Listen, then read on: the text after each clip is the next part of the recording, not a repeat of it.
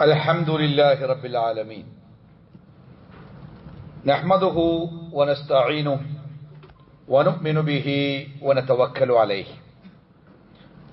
ونعوذ بالله من شرور أنفسنا ومن سيئات أعمالنا من يهده الله فلا مضل له ومن يضلل فلا هادي له أشهد أن لا إله إلا الله وحده لا شريك له أشهد أن محمدا عبده ورسوله أرسله بالهدى والدين الحق ليظهره على الدين كله ولو كره المشركون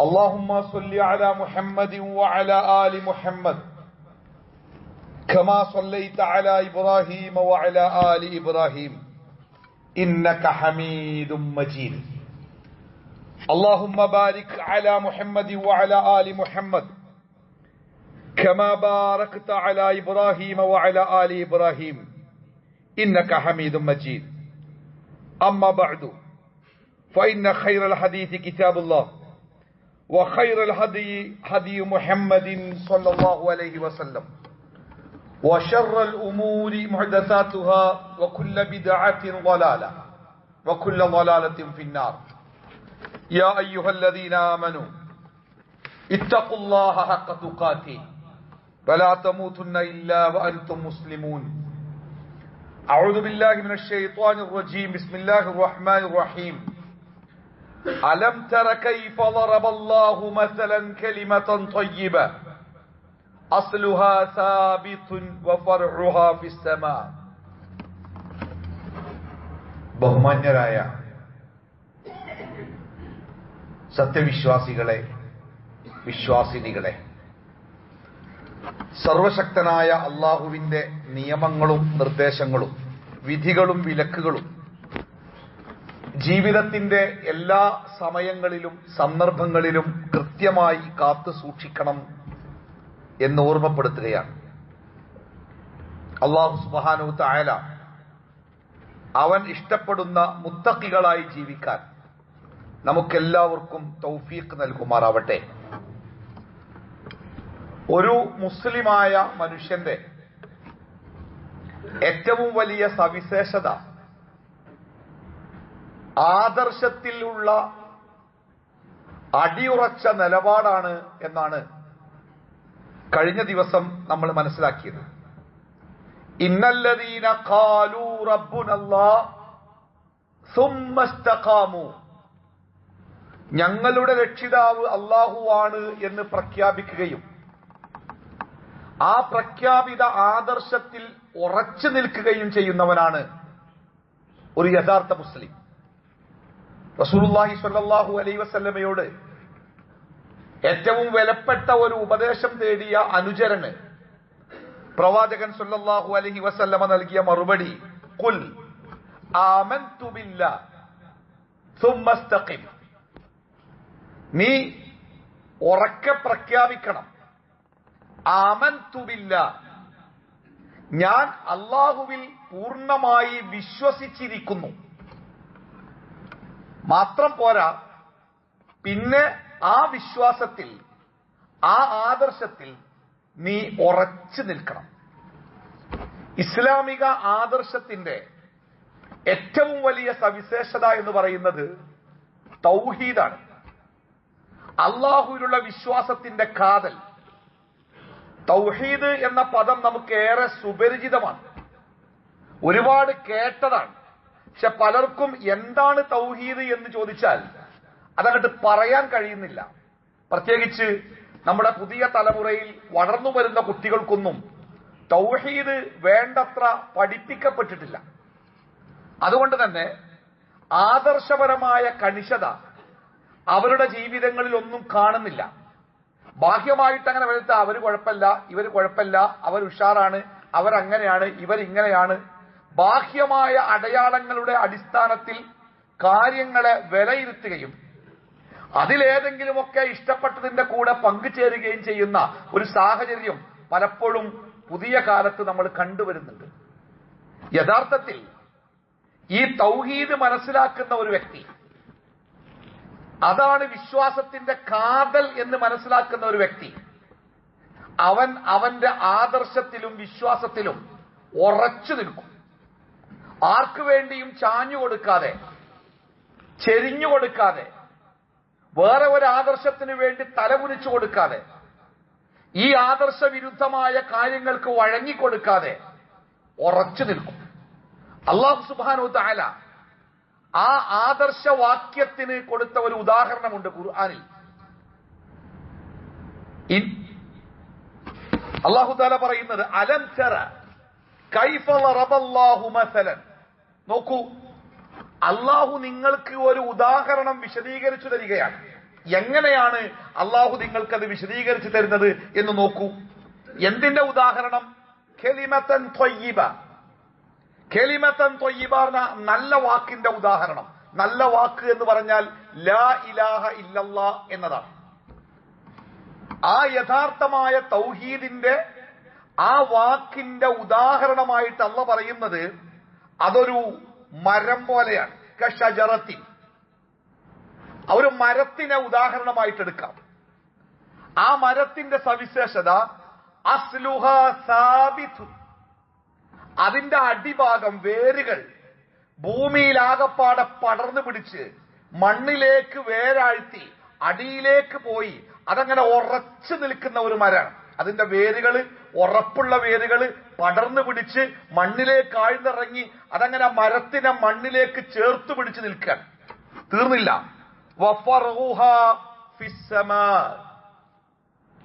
അതിന്റെ ശിഖരങ്ങളാവട്ടെ അത് ആകാശങ്ങളിലേക്ക് അങ്ങനെ വിശാലമായി കൊമ്പും ചുള്ളികളുമായി അതങ്ങനെ പടർന്ന് പന്തലിച്ച് നിൽക്കാൻ.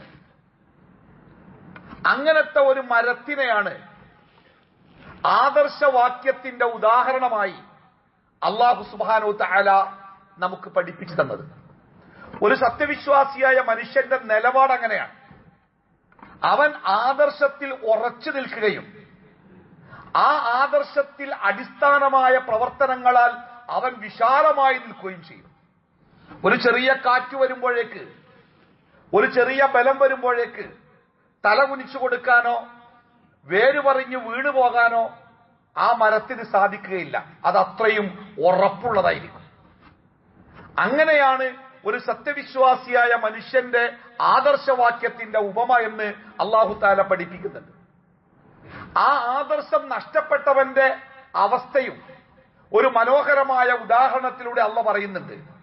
വമൻ യുശ്രിക് ബില്ലാഹ്, ഈ തൗഹീദ് നഷ്ടപ്പെടുത്തിയിട്ട് അതിന്റെ വിപരീതമായ ശിർക്കിലേക്ക് ഒരു മനുഷ്യൻ ചെന്ന് പെട്ടാൽ, ഈ തൗഹീദിന്റെ ആദർശം ഒരാൾക്ക് നഷ്ടപ്പെട്ടാൽ, ഫകഅന്നമാ ഖറ മിനസ് സമായി, അവൻ ആകാശത്ത് നിന്നിങ്ങോട്ട് വീണവനെ പോലെയാണ്. ആകാശം എന്ന് പറഞ്ഞാൽ നമ്മുടെ കണ്ണെത്താത്ത ഒരുപാട് ദൂരത്താണ്. അന്തരീക്ഷത്തിലെ വായുവോ നമ്മൾ ഈ കാണുന്ന മർദ്ദങ്ങളോ ഒന്നുമല്ലാത്ത മറ്റൊരു ലോകമാണ്. ആ ആകാശത്ത് നിന്ന് താഴേക്ക് വീഴുന്ന ഒരാൾ, എന്താ അയാളുടെ അവസ്ഥ? അയാളങ്ങനെ കാറ്റത്തകപ്പെട്ട ഒരു കടലാസ് പോലെ ഇക്കറും. എവിടെയാണ് എത്തുക, എന്താണ് ചെയ്യേണ്ടത്, എവിടെയാണ് പോയി വീഴുക, ഒന്നും അയാൾക്കറിയില്ല. ആ കാറ്റത്തിലെ കടലാസ് പോലെ അയാളെങ്ങനെ അന്തരീക്ഷത്തിൽ അങ്ങനെ പാറി നടക്കും. രക്ഷപ്പെടാൻ ഒരു മാർഗവും അയാൾക്ക് സ്വീകരിക്കാൻ കഴിയില്ല. ഓടാൻ പറ്റൂല, നടക്കാൻ പറ്റൂല, അലറി വിളിച്ച് കരഞ്ഞാൽ പോലും ശബ്ദം പോലും ഇല്ലാത്ത ശൂന്യത. അയാൾ ആ ശൂന്യാകാശത്ത്, ശൂന്യതയിൽ അയാൾ അങ്ങനെ പാറി നടക്കും. എന്നിട്ട് അല്ലാഹു തആല പറയുന്നത്, ചിലപ്പോ പക്ഷികൾ അവനെ റാഞ്ചി കൊണ്ടുപോയേക്കാം, അല്ലെങ്കിൽ അല്ലെങ്കിൽ വിദൂര പ്രദേശങ്ങളിലേക്ക് കാറ്റ് അവനെ തള്ളി തള്ളി കൊണ്ടുപോയേക്കാം. അവൻ ഒരിക്കലും ലക്ഷ്യത്തിലെത്തുകയില്ല എന്നർത്ഥം. തൗഹീദ് നഷ്ടപ്പെട്ട ഈ ലോകത്തെ ഒരു മനുഷ്യന്റെ അവസ്ഥയാണത്. ആരാണ് എന്റെ സംരക്ഷകൻ? ആരോടാണ് എന്റെ സങ്കടങ്ങൾ പറയേണ്ടത്?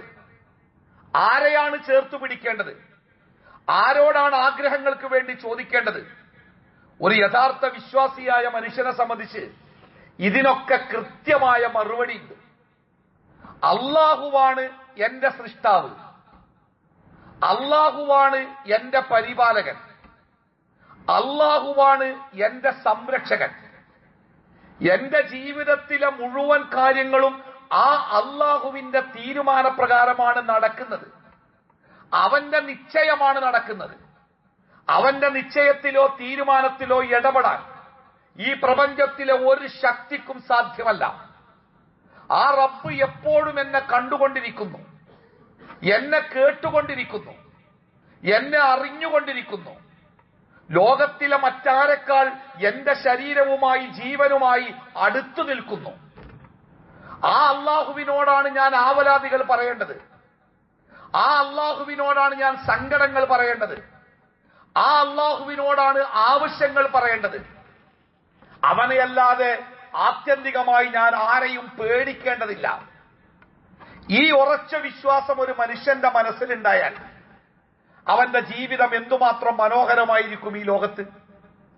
ആർക്കും അവനെ ചൂഷണം ചെയ്യാനോ ആർക്കും അവനെ തകർത്താനോ ഭയപ്പെടുത്താനോ കഴിയാത്ത വിധം ഉറച്ചതായിരിക്കും അവന്റെ ജീവിതം.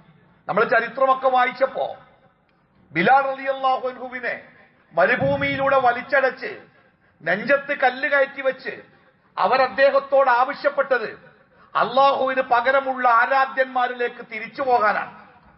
പക്ഷേ അദ്ദേഹം പറഞ്ഞ മറുപടി നമ്മുടെ നാട്ടിലെ കൊച്ചുകുട്ടികൾക്ക് പോലും മനഃപ്പാടമായ ഒരു മറുപടിയാണ്.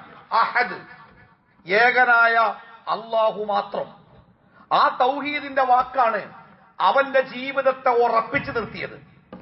അതുകൊണ്ടാണ് പ്രവാചകൻ സല്ലല്ലാഹു അലൈഹി വസല്ലമ പറഞ്ഞത്, ഈ ലോകത്ത് ജീവിച്ച് ജീവിതം അവസാനിപ്പിക്കുന്ന ഒരു മനുഷ്യൻ, ആ മനുഷ്യന്റെ അവസാനത്തെ വാക്ക് ലാ ഇലാഹ ഇല്ലല്ലാ എന്നായാൽ ദഖലൽ ജന്ന, അവൻ സ്വർഗത്തിൽ പ്രവേശിച്ചു എന്നാണ്.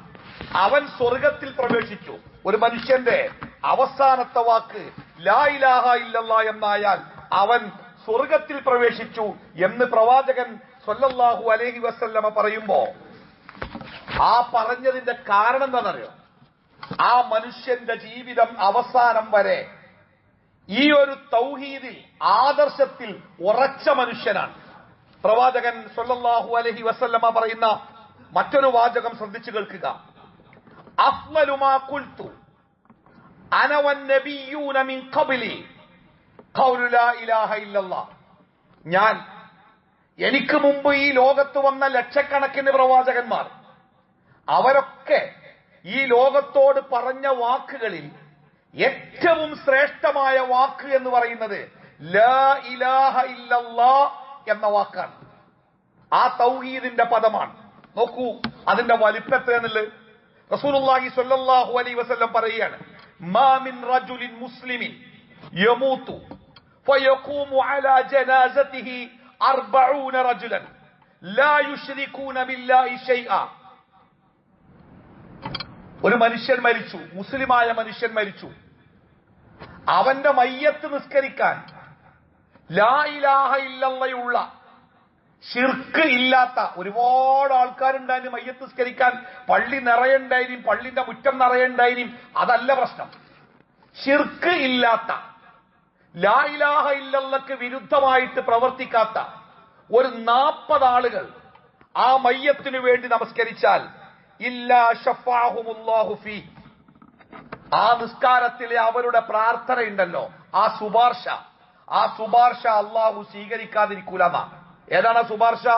അല്ലാഹുമ്മ ഗഫിർ ലഹു വർഹംഹു എന്നൊക്കെ പറഞ്ഞ് അള്ളാഹുവേ ഈ മയ്യത്തിന് പുറത്തു കൊടുക്കണേ, കരുണ കാണിക്കണേ, ഉന്നതമായ പ്രതിഫലം നൽകണേ എന്നൊക്കെ പറഞ്ഞുള്ള ആ മയ്യത്ത് നിസ്കാരത്തിലെ പ്രാർത്ഥനയുണ്ടല്ലോ, ആ പ്രാർത്ഥനയെ അള്ളാഹു അവരുടെ ശുപാർശയായി പരിഗണിച്ച് സ്വീകരിക്കുന്ന. എങ്ങനെ? ഒരു 40 ആളെങ്കിലും ഉണ്ടാവണം. തൗഹീദുള്ള ആളുകൾ, ആരെങ്കിലും അല്ല.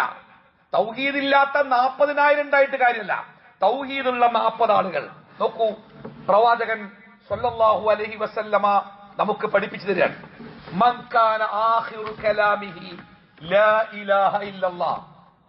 മൻ കാന ആഖിറു കലാമിഹി ലാ ഇലാഹ ഇല്ലല്ലാഹ്.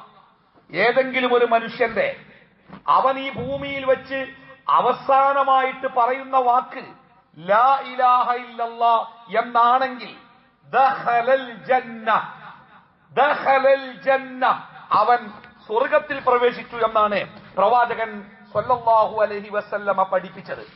ഇനി നോക്കൂ, ആ ലാ ഇലാഹ ഇല്ലാത്ത ഒരു മനുഷ്യന്റെ അവസ്ഥ അല്ലാഹു തആല വിശുദ്ധ ഖുർആനിൽ പറയാണ്, മാ കാന ലിനബിയ്യിൻ വല്ലദീന ആമനു അൻ യസ്തഗ്ഫിറൂ ലിൽ മുശ്രികീന വലൗ കാനൂ ഉലിൽ ഖുർബ മിൻ ബഅദി മാ തബയ്യന ലഹും അന്നഹും അസ്ഹാബുൽ ജഹീം.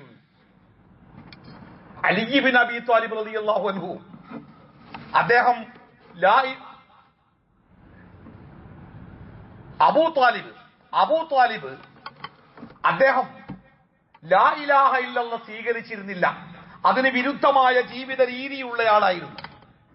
അദ്ദേഹം മരണാസന്നനായ സമയത്ത് റസൂലുള്ളാഹി സ്വല്ലല്ലാഹു അലൈഹി വസല്ലമ അദ്ദേഹത്തിന്റെ അടുത്ത് എന്ന് പറയുന്നുണ്ട്, അമ്മി ഖുൽ ലാ ഇലാഹ ഇല്ലല്ലാഹ് കലിമത്തുൻ വഹാജു ലക ബിഹാ ഇൻദല്ലാഹ്. നിങ്ങൾ ലാ ഇലാഹ ഇല്ലല്ലാഹ് എന്നൊന്ന് പറയണം.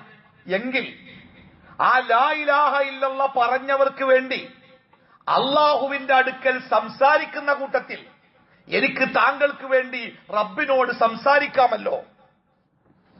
പക്ഷേ അബൂ ത്വാലിബ് ലാ ഇലാഹ ഇല്ലല്ലാഹ് പറയാൻ വേണ്ടി കാത്തിരിക്കുമ്പോഴൊക്കെ അങ്ങനെ പറഞ്ഞു പോകുമോ എന്ന് അദ്ദേഹത്തിന് അറിയാം. മുഹമ്മദ് നബി സല്ലല്ലാഹു അലൈഹി വസല്ലമ പറയുന്നത് സത്യമാണെന്ന് അബൂ താലിബിന് നല്ല ബോധ്യമുണ്ട്. പക്ഷേ ഈ അബൂ താലിബ് നാട്ടിലെ കാരണവരാണ്, എല്ലാവർക്കും വേണ്ടപ്പെട്ട ആളാണ്. അങ്ങനത്തെ ഒരാള് പുതിയ ഒരു ആദർശത്തിന്റെ ഭാഗമാകുമ്പോ നാട്ടുകാർക്കിടയിൽ നിന്നുണ്ടാകുന്ന അവഗണന അത് അദ്ദേഹത്തിന് സഹിക്കാൻ പറ്റുന്നില്ല. അതുകൊണ്ട് തന്നെ അദ്ദേഹം ലാ ഇലാഹ ഇല്ലല്ലാഹ് പറയാൻ ഒരുങ്ങുമ്പോഴൊക്കെയും അദ്ദേഹത്തിന്റെ സമീപത്തിരിക്കുന്ന കുറെ പൗരപ്രമുഖരുണ്ട്. അബൂജഹലും ഉത്ബത്തും ഷൈബത്തും ഒക്കെ അവരാ നാട്ടിലെ പ്രമുഖരാ, അബൂ താലിബിന്റെ കൂടെയുള്ളവരാ. അതിൽ അബൂജഹൽ പറയുന്നൊരു മറുപടി, അബൂജഹൽ വഅബ്ദുല്ലാഹി ഇബ്നു അബീ ഉമയ്യ യാ അബാ താലിബ് അതർഅബു അൻ മില്ലത്തി അബ്ദുൽ മുത്തലിബ്. അബൂ താലിബ്, എന്താ നിങ്ങളുടെ വിചാരം? നമ്മുടെ പൂർവികരായ നമ്മുടെ കാരണവന്മാർ നമുക്ക് പഠിപ്പിച്ചു തന്ന അബ്ദുൽ മുത്തലിബ് പഠിപ്പിച്ചു തന്ന അബ്ദുൽ മുത്തലിബ് അവർക്കിടയിൽ ഏറ്റവും ആദരിക്കപ്പെടുന്ന പൂർവികനാണ്. ആ അബ്ദുൽ മുത്തലിബ് പഠിപ്പിച്ചു തന്ന ആ ആദർശത്തെ വിട്ട് ഈ പുതിയ ആദർശത്തിലേക്കായി മരിക്കാനാണോ നിങ്ങൾ ഉദ്ദേശിക്കുന്നത്? അപ്പോ അബൂ താലിബിന്റെ ചുണ്ടുകൾ അടയും. അത് പറയാൻ പേടി. കാരണം ഇത്രയും കാലം ജീവിച്ചു പോന്ന ആദർശത്തിലെ കൂട്ടുകാര് തന്നെ വെറുക്കുന്നത്, തന്നെ കുറ്റം പറയുന്നത് അദ്ദേഹത്തിന് താങ്ങാൻ പറ്റുന്നില്ല. നമ്മുടെ കൂട്ടത്തിലൊക്കെ ഉണ്ട് അങ്ങനെ ആളുകൾ. സത്യം ഏതാണെന്ന് അറിയാം, ശരി ഏതാണെന്ന് അറിയാം, പക്ഷേ അത് തുറന്നു പറയുകയോ അതിന്റെ കൂടെ നിൽക്കുകയോ ചെയ്താൽ ഇതുവരെ കിട്ടിക്കൊണ്ടിരിക്കുന്ന പരിഗണനകളും ബഹുമാനങ്ങളും ആദരവുകളും അധികാരങ്ങളും നഷ്ടപ്പെടുമോ എന്ന് പേടിച്ച് ആ തൗഹീദിന് വിരുദ്ധമായ ആശയത്തോട് പറ്റിച്ചേർന്ന് നിൽക്കുന്നവർ. അബൂ താലിബിന് പ്രവാചകൻ പലവട്ടം പറഞ്ഞു, യാ അമ്മി ഖുൽ ലാ ഇലാഹ ഇല്ലല്ലാഹ്. പ്രവാചകൻ പറയുമ്പോഴൊക്കെ അബൂജഹൽ ഈ വാക്ക് ആവർത്തിക്കും. അബൂ താലിബ്, ഈ അവസാന സമയത്ത് ഭീരുവായി മാറാനാണോ നിങ്ങൾ ഇഷ്ടപ്പെടുന്നത്? അങ്ങനെ അബൂ താലിബ് മരിച്ചു. എങ്ങനെ മരിച്ചു? അലാ മില്ലത്തി അബ്ദുൽ മുത്തലിബ്. തന്റെ ചുറ്റുഭാഗത്തും ഇരിക്കുന്ന ആളുകളെ തൃപ്തിപ്പെടുത്താൻ വേണ്ടി അവരാഗ്രഹിക്കുന്ന രൂപത്തിലുള്ള ആ വാക്കുച്ചരിച്ചുകൊണ്ട് അദ്ദേഹം മരണപ്പെട്ടു. അലാ മില്ലത്തി അബ്ദുൽ മുത്തലിബ്. എന്റെ കാരണവരായ അബ്ദുൽ മുത്തലിബ് എങ്ങനെയാണോ ജീവിച്ചത് ആ മില്ലത്തിൽ, ആ ആദർശത്തിൽ ഞാനിതാ മരിച്ചു പോകുന്നു. അദ്ദേഹം മരണപ്പെട്ടു. ഫഖാല നബി സല്ലല്ലാഹു അലൈഹി വസല്ലം. പ്രവാചകന് ഇത് സഹിക്കാൻ കഴിയാത്ത അത്രയും വേദനിപ്പിക്കുന്ന ഒരു കാര്യമായിരുന്നു. റസൂലുള്ളാഹി സ്വല്ലല്ലാഹു അലൈഹി വസല്ലമയെ മക്കയിൽ ഏറ്റവുമേറെ സഹായിച്ച, ഏറ്റവുമേറെ പ്രവാചകന് വേണ്ടി പ്രയാസങ്ങൾ സഹിച്ച, പ്രവാചകന് വേണ്ടി മക്കയിൽ ഏറ്റവും കൂടുതൽ കഷ്ടപ്പാട് സഹിച്ച വ്യക്തിയാ അബൂ താലിബ്. പ്രവാചകന് വേണ്ടി അബൂ താലിബ് സഹിച്ചിടത്തോളം മറ്റൊരു മനുഷ്യന് സഹിക്കേണ്ടി വന്നിട്ടില്ല. അത്രയും നമ്മളെ കൂട്ടത്തിലൊക്കെ ഉണ്ടാവും അങ്ങനത്തെ ആൾക്കാർ. ഭൗതികമായ കാര്യത്തിൽ അവര് വളരെ നമ്മളോട് സ്നേഹമുള്ളവരാവും, ബഹുമാനമുള്ളവരാവും, എന്തും ചെയ്തു തരാൻ റെഡിയായിരിക്കും. പക്ഷേ തൗഹീദ് മാത്രം അവൾക്ക് ഉൾക്കൊള്ളാൻ പറ്റുന്നില്ല. എന്തോ ഒരു പേടിയോടുകൂടി അവര് മാറി നിൽക്കും. ഈ സങ്കടം മനസ്സിൽ ഇങ്ങനെ വല്ലാതെ അലട്ടി വന്നപ്പോ ഫഖാല നബി സല്ലല്ലാഹു അലൈഹി വസല്ലം, നബി സല്ലല്ലാഹു അലൈഹി വസല്ലമ ഒരു സമാധാനത്തിന് വേണ്ടി അദ്ദേഹം പറഞ്ഞ ഒരു വാക്കുണ്ട്, ലാ അസ്തഗ്ഫിറന്ന ലക മാലം അൻഹ അൻക. ഞാൻ നിങ്ങൾക്ക് വേണ്ടി അള്ളാഹുവിനോട് പൊറുക്കലിനെ തേടും. അള്ളാഹുവേ, അബൂ താലിബിന് പുറത്തു കൊടുക്കണേ, അദ്ദേഹത്തിന്റെ പാപങ്ങൾ പുറത്തു കൊടുക്കണേ എന്ന് ഞാൻ അള്ളാഹുവിനോട് പ്രാർത്ഥിക്കും. മാലം അൻഹ അൻക. അങ്ങനെ പ്രാർത്ഥിക്കാൻ പാടില്ല എന്ന് അള്ളാഹ് പറഞ്ഞാൽ ഞാൻ പ്രാർത്ഥിക്കൂല. അങ്ങനെ ഒരു വിരോധം അള്ളാഹുവിന്റെ പക്കൽ നിന്നില്ലെങ്കിൽ ഞാൻ താങ്കൾക്ക് വേണ്ടി അള്ളാഹുവിനോട് പ്രാർത്ഥിക്കും. പ്രവാചകൻ ഈ വാക്കു പറഞ്ഞ ആ വീട്ടിൽ നിന്ന് ഇറങ്ങിയപ്പോഴാണ് അള്ളാഹുവിന്റെ വഹിയുമായിട്ട് ജിബ്രീൽ വരുന്നേ.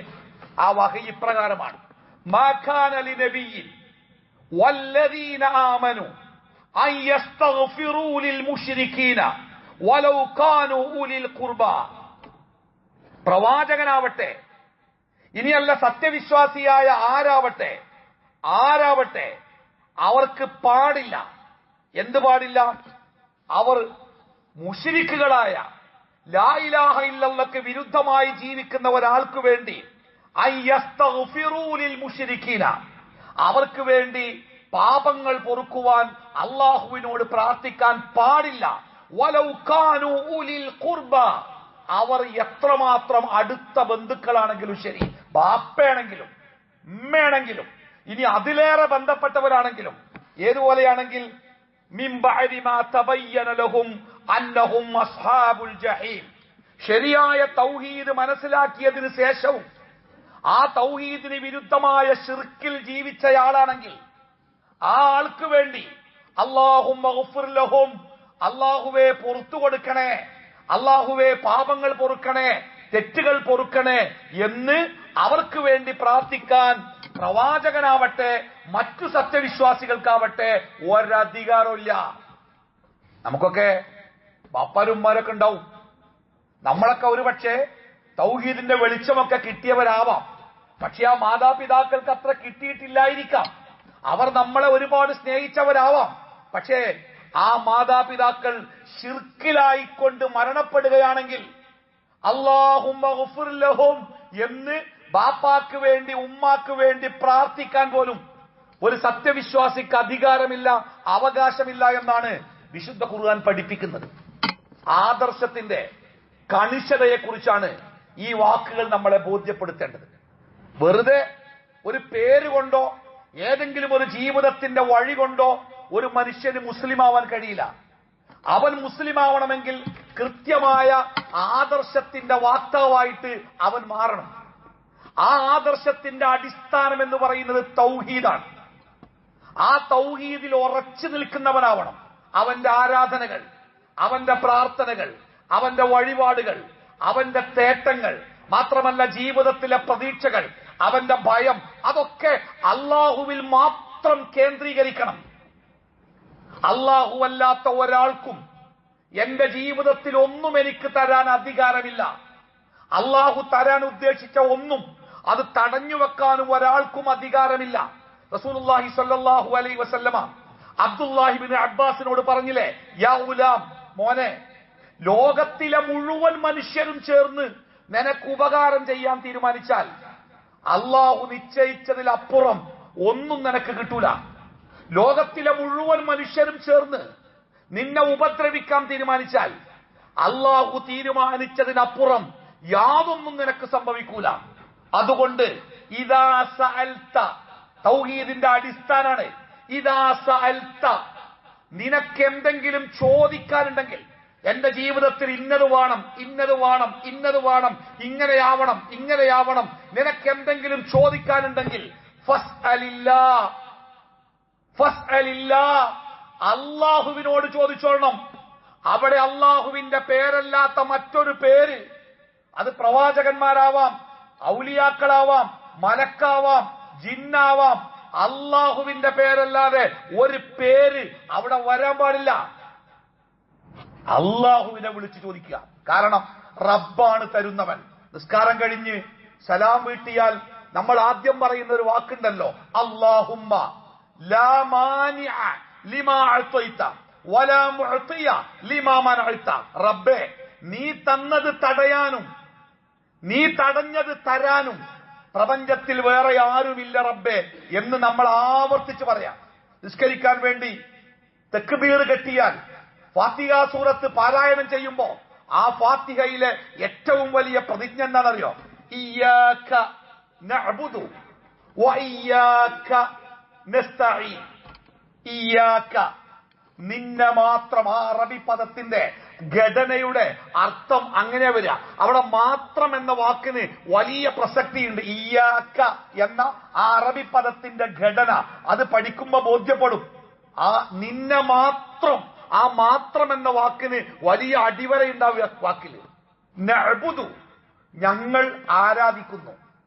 ഇയ്യാക, നിന്നെ മാത്രം. നഅ്ബുദു, ഞങ്ങൾ ആരാധിക്കുന്നു.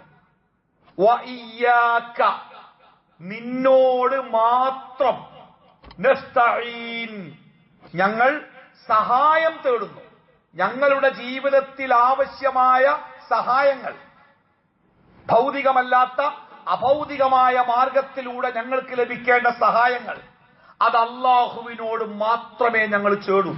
ഈ വാക്ക് ഫാത്തിഹ സൂറത്തിൽ നമ്മൾ ഓതുമ്പോ അല്ലാഹു തആല തന്റെ സമീപത്തുള്ള മലക്കുകളോട് പറയുമത്രേ, കണ്ടോ, ഞാനും എന്റെ അടിമയും തമ്മിലുള്ള ബന്ധമാണത്. എന്നെ മാത്രമേ അവൻ ആരാധിക്കൂ, എന്നോട് മാത്രമേ അവൻ സഹായം തേടൂ. എന്നിട്ട് അല്ലാഹു മലക്കുകളോട് പറയുന്ന, ഇനി ആ അടിമ എന്താണോ എന്നോട് ചോദിക്കുന്നത് അത് ഞാൻ അവന് കൊടുക്കും. അപ്പോഴാണ് നമ്മൾ ചോദിച്ചത്, ഇഹ്ദിന സിറാത്തൽ മുസ്തഖീം, അല്ലാഹുവേ സ്വർഗത്തിലെത്തുന്ന നേരായ വഴിയിലൂടെ നീ ഞങ്ങളെ നടത്തണമേ എന്ന്. അല്ലേ? അപ്പോ ആദർശബന്ധിതമാണ് ഇസ്ലാം. കടുകിട ആദർശത്തിൽ കളങ്കം ചേർക്കാൻ, വെള്ളം ചേർക്കാൻ അനുവദിക്കാത്തൊരു മതം തൗഹീദിന്റെ വിഷയത്തിൽ അത്രയും കൃത്യമാണ്. നമ്മുടെ വാക്കിലോ പ്രവൃത്തിയിലോ ചിന്തയിൽ പോലും അതിന് വിരുദ്ധമായ യാതൊന്നും ഉണ്ടായിക്കൂടാ. അല്ലാഹു ഏകനാണ്. ആ ഏകത്വം ആ സത്തയിൽ മാത്രമല്ല, ഞാനുമായി ബന്ധപ്പെട്ട എല്ലാ കാര്യത്തിലും അല്ലാഹു ഏകനാണ്. അല്ലാഹുവിന് കൊടുക്കേണ്ട കാര്യങ്ങൾ അല്ലാഹുവിന് മാത്രമേ കൊടുക്കാവൂ. അല്ലാഹുവിനോട് പറയേണ്ട കാര്യങ്ങൾ അല്ലാഹുവിനോട് മാത്രമേ പറയാവൂ. അല്ലാഹുവിനോട് ചോദിക്കേണ്ടത് അല്ലാഹുവിനോട് മാത്രം. അതിന്റെ ഇടക്ക് ഇടനിലക്കാരായിട്ട് ആരെയെങ്കിലും സങ്കല്പിക്കാൻ ഇസ്ലാം അനുവാദം നൽകുന്നില്ല എന്നർത്ഥം. അല്ലെ? പ്രവാചകൻ സ്വല്ലല്ലാഹു അലൈഹി വസല്ലമ വളരെ വിശാലമായി ഒരുപാട് വചനങ്ങളിലൂടെ, ഒരുപക്ഷെ വിശുദ്ധ ഖുർആനിലെ ഓരോ പേജുകളും നമ്മളങ്ങനെ മറിക്കുകയാണെങ്കിൽ ആ പേജുകളിലൊക്കെ ഈ തൗഹീദ് ഇങ്ങനെ കാണാം. നോക്കൂ, അല്ലാഹു സുബ്ഹാനഹു വ തആല വിശുദ്ധ ഖുർആനിൽ പഠിപ്പിച്ച ഒരു വചനം കൂടി പറയട്ടെ. ഇന്നഹു മൻ യുശ്രിക് ബില്ലാഹ് ഫഖദ് ഹറമല്ലാഹു അലൈഹിൽ ജന്ന. കേൾക്കണം. പലപ്പോഴും നമ്മുടെ പുതിയ അല്ലെങ്കിൽ പഴയ വേണ്ടത്ര വിശ്വാസപരമായ ആദർശം ലഭിച്ചിട്ടില്ലാത്ത ആളുകൾക്ക്, ഈ തൗഹീദും ശിർക്കും തമ്മിലുള്ള വ്യത്യാസം ബോധ്യപ്പെടാത്ത ആളുകൾക്ക്, അവർക്ക് ആദർശത്തെക്കാളേറെ സംഘടനകളെയോ വ്യക്തികളെയോ ഒക്കെയാണ് ഇഷ്ടം. ആ സംഘടന കുഴപ്പമില്ല, ഓലെ പ്രവർത്തന ഉഷാറാണ്. ആ വ്യക്തികൾ കുഴപ്പമില്ല, ഒരു നല്ല ഉഷാറാണ്. സത്യത്തിൽ ആ ബാഹ്യമായ മോടിക്കപ്പുറത്തേക്ക് അടിസ്ഥാനപരമായ വിശ്വാസമാണ് നമ്മൾ നിർണയിക്കേണ്ടത്. അല്ലാഹു വിശുദ്ധ ഖുർആനിൽ പറയുന്നത്, ഇന്നഹു മൻ യുശ്രിക് ബില്ലാഹ്, ആരെങ്കിലും തൗഹീദിന് വിരുദ്ധമായ, തൗഹീദിന്റെ നേർ വിപരീതമായ പദമാണ് കേട്ടോ ഷിർക്ക്.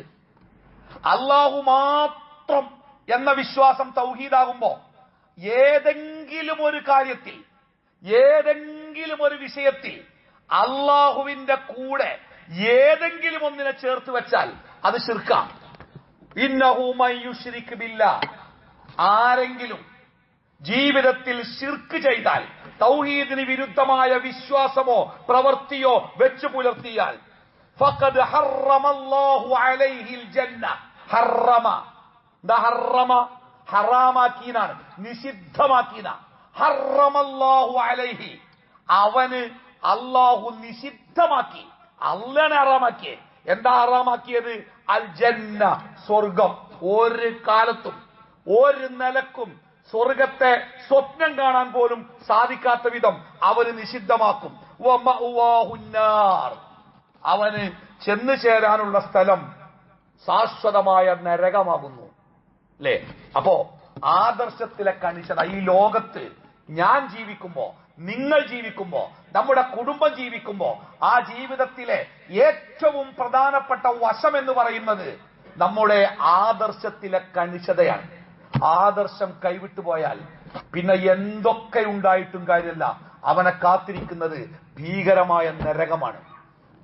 ആ ആദർശത്തിലെ കണിശത, കൃത്യത നമ്മൾ മനസ്സിലാക്കണം, ബോധ്യപ്പെടണം. ആ ആദർശത്തെ മുറുകെ പിടിച്ചു ജീവിക്കാൻ നമുക്ക് സാധിക്കണം. അല്ലാഹു തആല നമ്മളെ അനുഗ്രഹിക്കുമാറാവട്ടെ.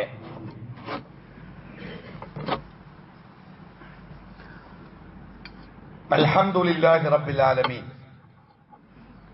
വസ്സലാത്തു വസ്സലാമു അലാ റസൂലിഹിൽ അമീൻ വഅലാ ആലിഹി വസ്വഹ്ബിഹി അജ്മഈൻ. അമ്മാ ബഅദു അയ്യുഹന്നാസ് ഇത്തഖുല്ലാഹ്. അല്ലാഹുവിന്റെ വിധിവിലക്കുകൾ സൂക്ഷിച്ചു ജീവിക്കണമെന്ന് സ്നേഹപൂർവം ഒന്നുകൂടി ഓർമ്മപ്പെടുത്തുകയാണ്.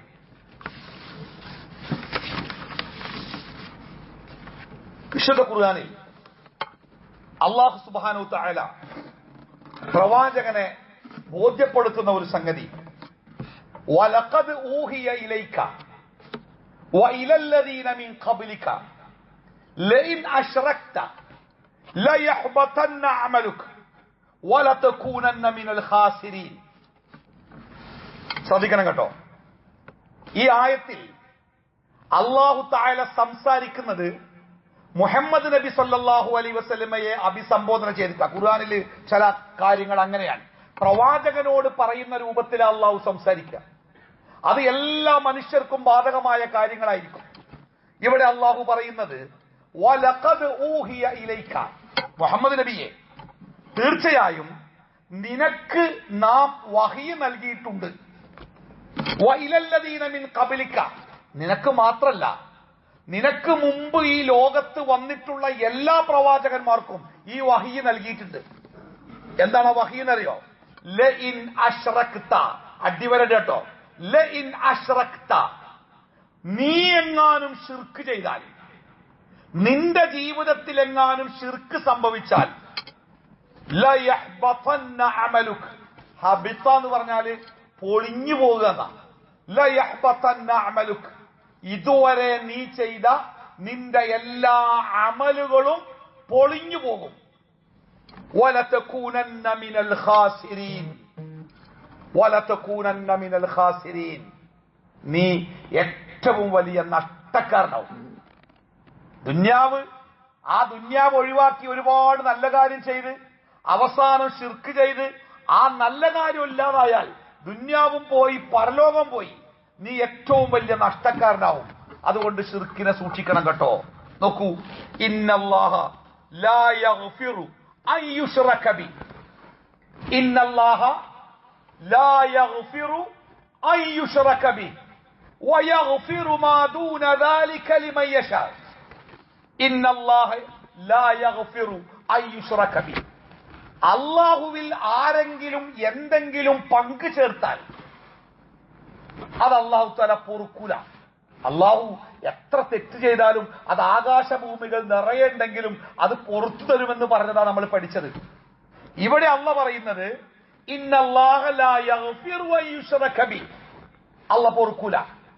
വയഗ്ഫിറു മാ ദൂന ദാലിക ലിമൻ യശാ, ഈ ശിർക്ക് അല്ലാത്ത തെറ്റുകൾ നിങ്ങളുടെ അടുത്ത് വന്നുപോയാൽ, മനുഷ്യന്റെ അടുത്ത് വന്നുപോയാൽ, അതവന്റെ ജീവിതത്തിന്റെ നന്മകൾക്കനുസരിച്ച് അള്ളാഹു ഉദ്ദേശിക്കുന്നവർക്ക് അള്ളാഹു അത് പുറത്തു കൊടുക്കും.